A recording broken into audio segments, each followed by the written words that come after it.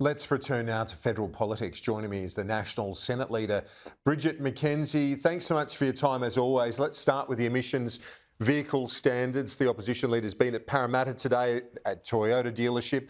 Actually, Toyota's been largely positive about what the government's going to do at a manufacturer level. Isn't the government simply bringing Australia parallel to what the US is doing, and not until 2028? Yeah, great to be with you, Kieran, from gorgeous Wauchope.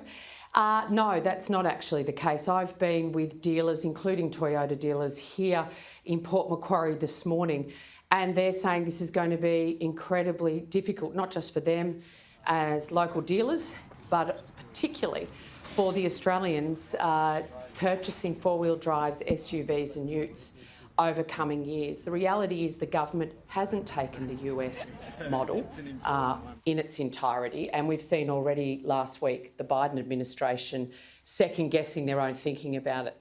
What the government's put on the table, and industry figures show, that starting next year, the average family car, the cars that Australians love to drive, that crowd primary schools and sporting fields, car parks every day, will be more expensive to buy. That is a reality. And when you look at 2029, the way this thing ratchets up, even hybrid SUVs are going to be more expensive to buy as a result of this policy. So I'm thinking what Australians will typically do is keep their old cars in their garage longer because they won't be able to afford the additional ticket price. My understanding is the government is in talks with the industry to work out, because as you point out and rightly point out, it's not exactly as the US undertakes its standards, because there are subsidies and other supports for industry. As I say, my understanding is there is a negotiation underway right now between the government and industry. If they land on a compromise, that would be a good thing, would it not? Yeah, well, Kieran, there's a lot of ifs. You're right. The US does not just subsidise industry, subsidises the consumer as well. And if you talk to, big behemoths like Ford, there's a lot of EVs sitting in paddocks and on car lots right now being unable to be sold. So we don't want to take a broken system from the US to try and implement here. What we do want to see is a low emission transport sector going forward.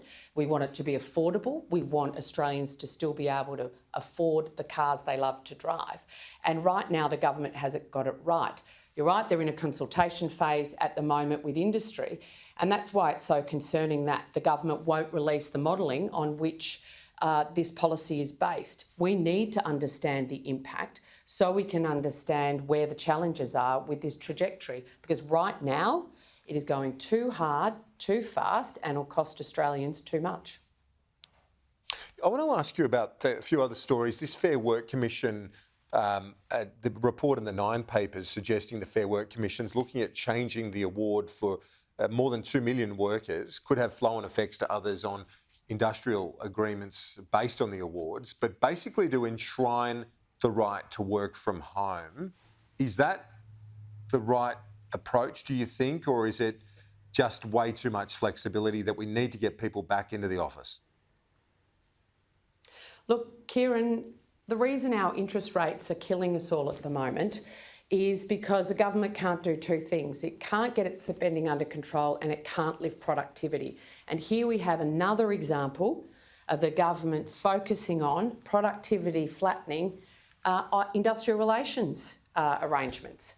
You cannot tell me that bosses around the country, and we've heard from a lot of them in recent months, aren't screaming for their workforce to get back to work under the same roof. Of course, there needs to be flexibility for a variety of arrangements, but for many workplaces, working from home isn't suitable, and to enshrine it under the Fair Work provisions, I think would be a very backward step, and once again, suggests the Labor Party has a one-size-fits-all model to every question that it tries to answer.